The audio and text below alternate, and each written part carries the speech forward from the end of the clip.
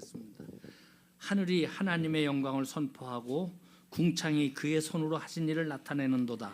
날은 날에게 말하고 밤은 밤에게 지식을 전하니 언어도 없고 말씀도 없으며 들리는 소리도 없으나 그의 소리가 온 땅에 통하고 그의 말씀이 세상 끝까지 이르도다. 하나님이 해를 위하여 하늘에 장막을 베푸셨도다. 해는 그의 신방에서 나오는 신랑과 같고 그의 길은 달리기 기뻐하는 장사 같아서 하늘 이 끝에서 나와서 하늘 저 끝까지 운행하며 그의 열기에서 피할 자가 없도다.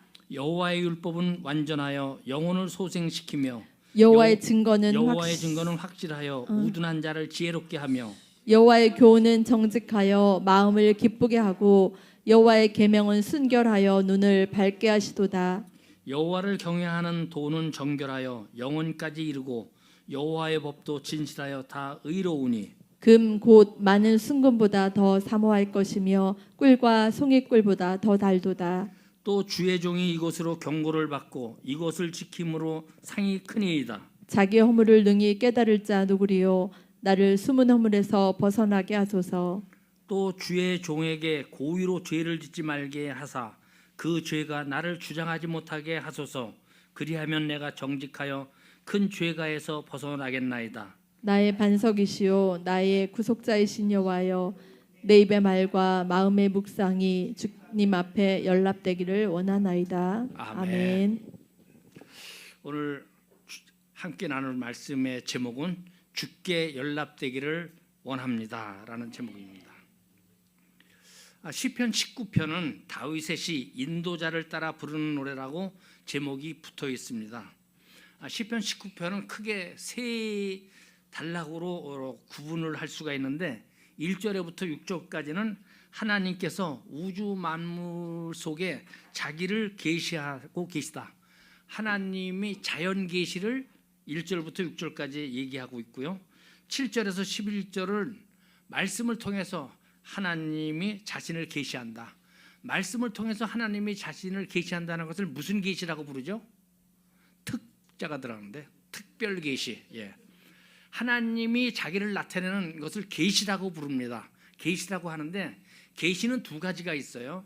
자연에 있는 자연을 보면서 하나님을 발견하는 것을 자연 계시, 또 말씀을 통해서 우리에게 자신을 나타내는 것을 특별 계시라고 합니다. 마지막 부분 12절부터 14절까지는 자연 계시와 특별 계시에 대한 우리 인간의 반응을 기도로 이렇게 노래하고 있습니다. 여러분은 하늘을 보면서 어떤 생각을 하십니까? 어떤 분들은 하늘 좀 보라 그러면 뭘 봐? 아무것도 없는데 이렇게 얘기하는 분도 있습니다. 하늘을 아주 공허한 게 이렇게 보는 거죠. 또 어떤 사람들은 하늘을 보면서 아주 감동하는 사람들이 있습니다. 거기에 해와 달과 별들의 아름다움과 경이로움에 감동을 합니다. 요즘은 보기가 어려운데 저희가 어렸을 때는 막 은하수가 얼마나 아름답게 이렇게 하늘에 펼쳐졌는지 모릅니다. 그래서 하늘을 보면서 누워 있으면서 참 하늘의 그 기묘함, 그러면서 하나님을 이렇게 생각했던 그런 어린 시절이 있습니다. 제가 강원도에 있는 사역을 하면서 저희 아이들이 오면은 새벽에 슬그머니 나갔다 와요. 어디 갔다 왔냐? 그러면 별 보러 갔다 왔다 그래요. 강원도에서는 별이 보이니까. 그 하늘을 보면서 별을 보면서 하나님의 그 아름다움, 그 전능하심 찬사를 하고 그 아름다운 모습을 보면서 시를 짓기도 하고 그렇습니다. 고대의 이집트나 바벨론 이런 데서는 해와 달과 별들을 보면서 점을 쳤습니다. 그래서 그것을 아주 신성하게 여기고 이렇게 숭배하기도 했죠. 우리 조상들도 마찬가지입니다. 우리 조상들도 해와 달과 별들을 통해서 운명을 점치는 그런 사람들이 있었습니다. 그런데 오늘 시편 19편의 저자 다윗은 하늘을 보면서 공허하게 느끼거나 우상을 생각하지 않고 그것을 숭배하려고 하지 않고 오히려 그것들을 지으신 하나님을 노래하고 있습니다. 해와 달과 별들이 하나님의 피조물이라는 것, 그것이 창조주 하나님의 영광을 나타낸다고 노래하고 있는 것입니다. 시편 1절을 제가 보면은 하늘이 하나님의 영광을 선포하고 궁창이 그 손으로 하신 일을 나타내는도다 그랬어요. 시인은 하늘이 하나님의 영광을 나타난다, 선포한다 이렇게 말하고 있는 것이죠. 궁창은 또 하늘을 표현하는 또 다른 용어이기도 합니다. 2절에서 4절까지는 이렇게 노래합니다. 날은 날에게 말하고 밤은 밤에게 지식을 전하니 언어도 없고 말씀도 없으며 들리는 소리도 없으나 그의 소리가 온 땅에 통하고 그의 말씀이 세상 끝까지 이르도다. 얼마나 멋진 말입니까? 언어가 없대요. 말이 없대. 들리는 소리도 없대요. 그런데도 그런 과정에서도 낮과 밤이 매일매일 하나님에 대한 영광을 쏟아내고 있다 하는 것입니다.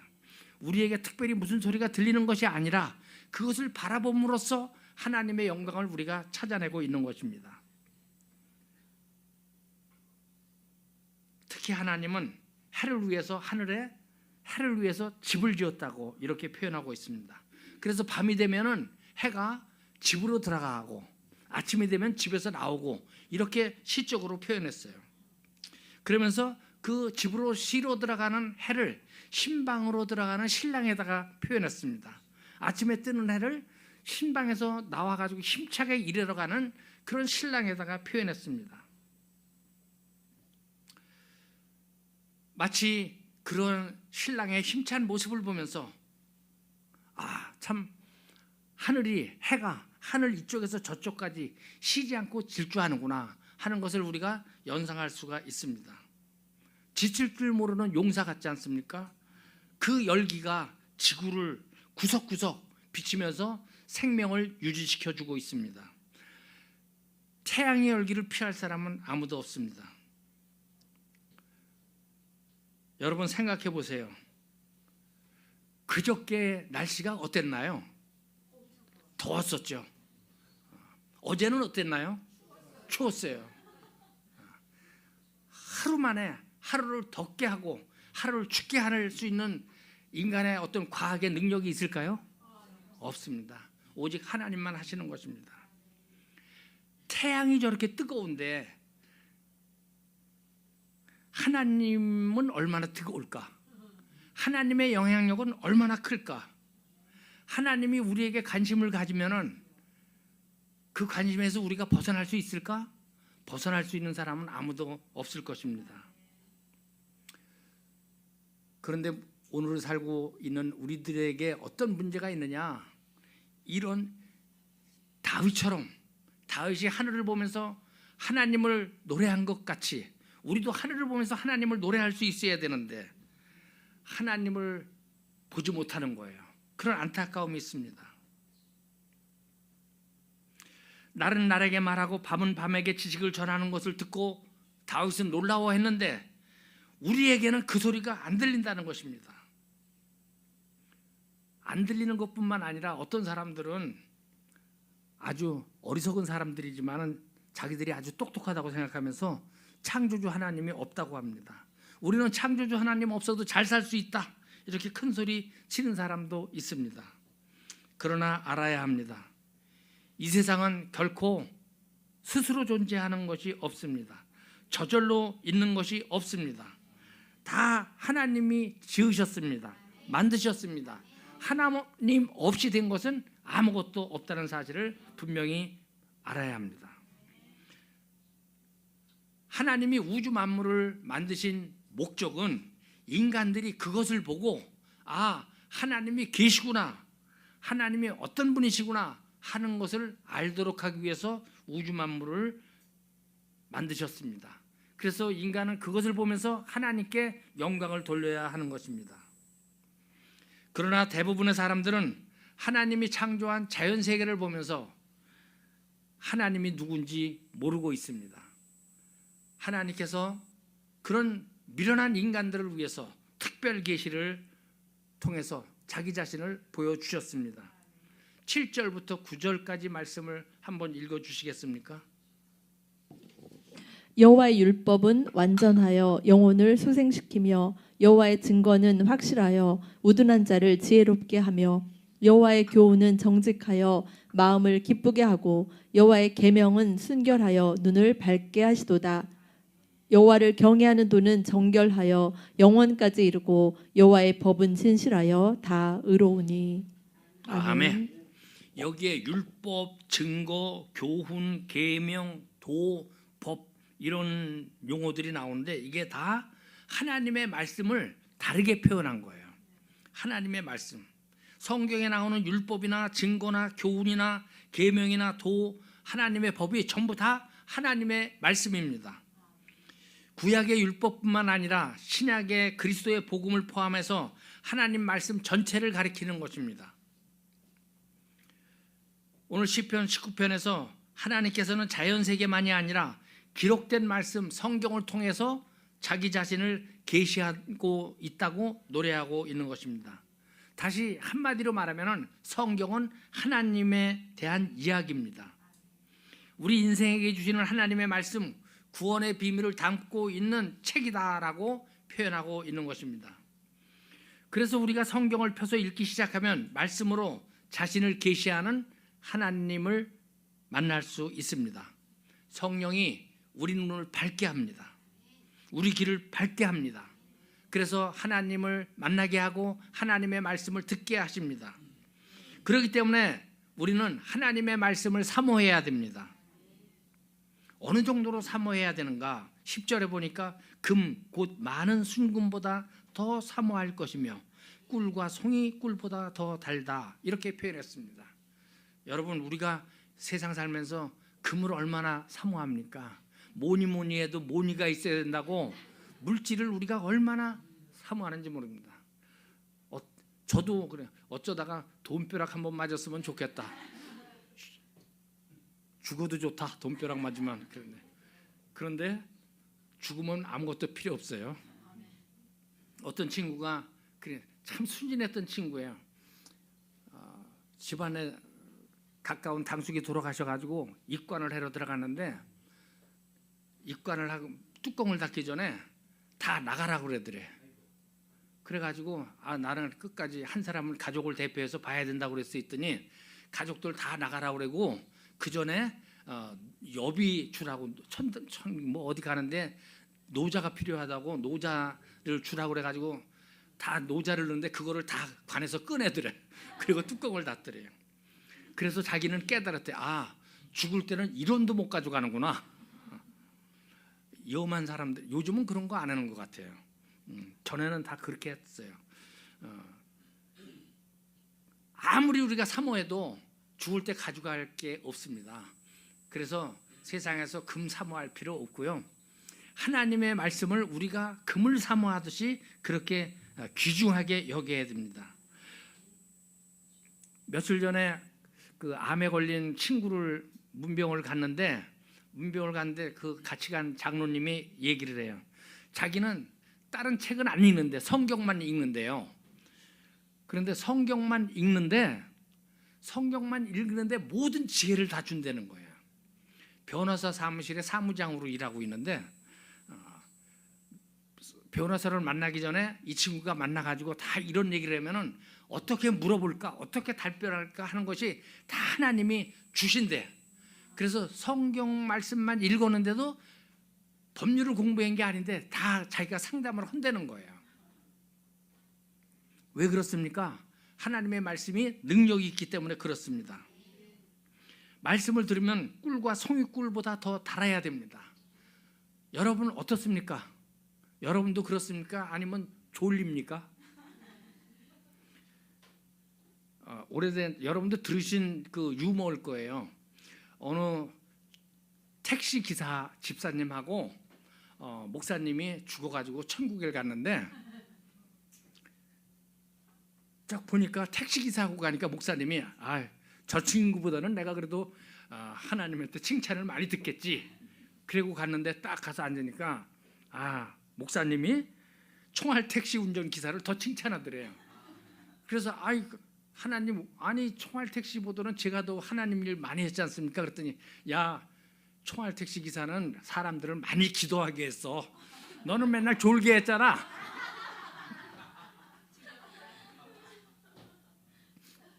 통할 택시 타보신 분 있는지 모르겠는데 저는 타봤거든요. 그냥 꽉 잡고 진짜 기도하고 그랬어요.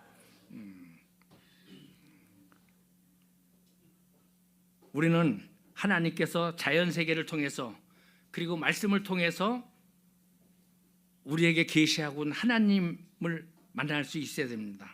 그리고 그 하나님의 말씀 앞에서 반응해야 됩니다. 무엇보다도 자신의 죄를 깨닫고 하나님께로 돌이켜야 합니다.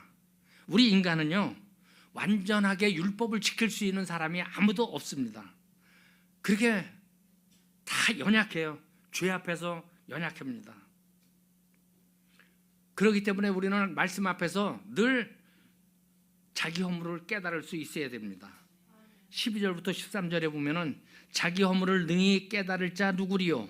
나를 숨은 허물에서 벗어나게 하소서. 또 주의 종에게 고의로 죄를 짓지 말게 하사 그 죄가 나를 주장하지 못하게 하소서. 그리하면 내가 정직하여 큰 죄가에서 벗어나겠나이다. 이렇게 노래하고 있습니다. 인간은 하나님의 말씀을 완전하게 지킬 수가 없다는 것입니다. 그래서 사람은 하나님의 말씀 앞에 서 봐야지만 자기의 허물을 깨닫게 된다는 것입니다. 내가 얼마나 허물 많은 존재인가를 알게 된다는 것입니다. 그런데 스스로 죄를 깨닫고 회개하는 것은 불가능합니다. 그래서 종교개혁자 칼빈은 자신의 죄악을 100분의 1이라도 아는 사람 한 사람도 없다, 이렇게 말했습니다. 하나님의 말씀이 그 사람의 영혼을 비춰줄 때 비로소 사람은 자신이 얼마나 추하고 죄인인 존재를 보게 되는 것입니다. 우리나라가 기독교 선교 역사 이래 가장 짧은 시간 안에 가장 빠르게 이렇게 기독교가 전파됐습니다. 오늘 우리 담임 목사님 설교하셨지만 막 전쟁을 통해서 평양에 있던 교회들이 남쪽으로 내려와 흩어져 가지고 뭐 어쨌든 이런 방법 저런 방법을 통해서 우리나라가 가장 빠른 시간 안에 가장 많은 사람들이 예수님을 믿게 됐는데 그 시초가 어디냐? 통상적으로 1907년 평양 장대현 교회에서 회개 운동이다라고 이야기를 합니다. 그런데 더 근본적인 것은 1903년 원산에서 선교사들과 일부 한국인 교회 지도자들이 모여서 집회를 했는데 거기서 회개 운동이 시작됐다고 그래요. 처음 우리나라에 왔던 선교사들이 한국 사람들을 볼 때 얼마나 미개했겠습니까? 마음속으로 얼마나 무시했겠어요. 그냥 입는 것도 그렇고 먹는 것도 그렇고 길바닥에 막 더럽고, 미국 사람들이 한국에 와서 야채 먹는 게요 1990년대 들어와서 한국 야채 먹었어요. 왜 그러냐 하면은요 변속관 인분 퍼다 주는 것 때문에 안 먹었어요. 그러니 1900년대 초에 길거리에 맨 그냥 조심조심 다녀야지 똥을 안 밟는 거예요. 그런 데를 선교사가 얼마나 한국 사람들을 무시했겠어요. 그런데 그거를 하디라고 하는 의료 선교사가 하나님 회개합니다. 제가 한국 사람들을 무시했습니다. 라고 기도하기 시작하면서부터 선교사들이 깨어지게 되고 다 회개하게 됐고, 그래서 그때서부터 성령이 역사하셔서 우리나라에 회개의 바람이 불고 부흥의 바람이 불었다고 합니다. 시편 19편 오늘 저자도 하나님을 경외하는 마음으로 나를 숨은 허물에서 벗어나게 하소서, 고의로 죄를 짓지 말게 하소서, 그 죄가 나를 주장하지 못하게 하소서 기도하고 있습니다. 무섭고 큰 죄가에서 벗어나는 것은 하나님 앞에서 정직하게 서는 길밖에 없습니다. 그렇기 때문에 저와 여러분도 날마다 말씀 앞에서 회개의 삶을 살아가시기를 축복합니다. 두 번째, 우리의 입과 우리의 마음의 묵상이 하나님께 연락되기를 기도해야 됩니다. 14절을 제가 읽겠습니다. 나의 반석이시요 나의 구속자이신 여호와여, 내 입의 말과 마음의 묵상이 주님 앞에 연락되기를 원하나이다. 이 짧은 기도는 시편에서 가장 유명한 기도 중에 하나입니다. 우리가 오늘 찬양도 불렀습니다마는 오늘 시인은 자기 입의 말과 자기의 마음의 묵상이 주님께 연락되기를, 주님이 기뻐 받으실 만한 것이 되기를 기도하고 있습니다. 설교를 준비하면서 저도 제 자신에게 물었습니다. 김종찬, 너의 입의 말과 내 마음의 생각이 정말 하나님께서 연락할 만한 말과 생각이냐? 참으로 부끄러움을 느꼈습니다. 오래간만에 만난 친구들은 야, 너는 뭐 네가 목사라고 안 그래도 목사 같다, 그런 친구도 있어요. 또 어떤 친구들은 막 40년 만에 만난 친구가 목사님 될 줄 알았다고 그러는 친구도 있고, 외모는 그렇게 생겼는지 모르겠습니다. 그러나 제 입의 말과 제 마음의 생각도 그럴까 생각해 보면은 아무리 생각해도 아닌 것 같습니다. 제 입으로 찬송도 하고 말씀도 전하기도 하지만은 때로는 짜증낼 때도 있고 불평할 때도 있습니다. 제일 저에게 문제가 뭐냐면 불평을 잘한다는 거예요. 또 어떤 때는 다른 사람을 미워할 때도 있어요. 은혜를 사모하는 마음도 크지만은 수시로 더럽고 끔찍한 말도 안 되는 생각에, 그런 감정에 이렇게 시달릴 때도 있습니다. 저만 그렇겠습니까? 여러분은 안 그러는지 모르겠어요. 오늘날 많은 그리스도인들이 자기 입의 말과 마음의 생각을 주님께 드릴 자신이 없다고 말하고 있습니다. 하나님께 기쁘게 받으실 만한 것이 못 된다고 생각하고 있습니다.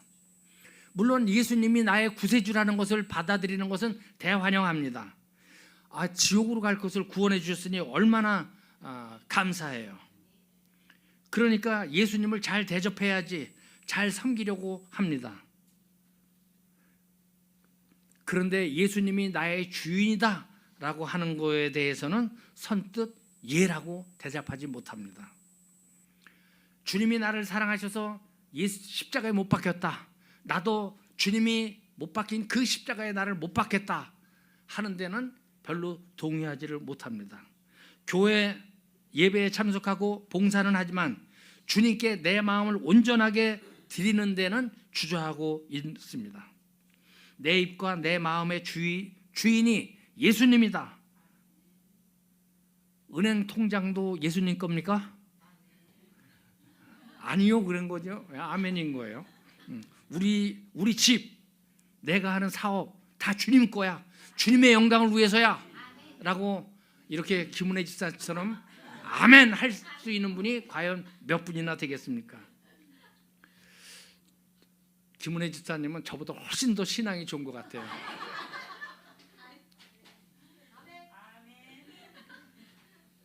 사도 바울은 우리의 이런 마음을 꿰뚫어보고 또한 그들이 마음에 하나님 두기를 싫어하며 이렇게 말했습니다. 분명히 우리가 알아야 할 것은 우리 마음에 예수님을 주인으로 모시지 않으면은 마귀가 우리 마음을 지배할 수 있다는 것입니다. 사랑하는 우리 말씀교회 성도 여러분, 예수님은 인격적인 분이잖아요. 예수님은 우리 마음에 함부로 들어오질 않습니다. 우리 마음 바깥에 서 계실 분입니다. 그래서 마음을 열고 나를 받아들이라고 말씀하십니다. 우리가 교회 다닌다고, 예배의 자리에 있다고 예수님이 우리 마음에 이렇게 중심으로 들어오는 것이 아니라는 것입니다. 그래서 예수님은 라오디게아 교회에게 볼지어다 내가 문 밖에 서서 두드리노니 누구든지 내 음성을 듣고 문을 열면 내가 그에게로 들어가 그와 더불어 먹고 그는 나와 더불어 먹으리라. 요한계시록 3장 20절에서 말씀하셨습니다. 그런데 마귀는 안 그렇습니다. 마귀는 강제로 우리 마음에 들어와서 우리의 마음과 생각을 지배합니다.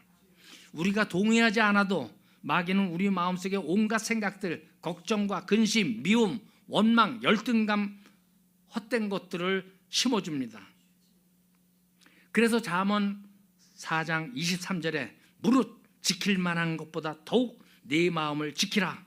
생명의 근원이 이에서 남이라 라고 했습니다. 우리는 마음을 지켜야 됩니다.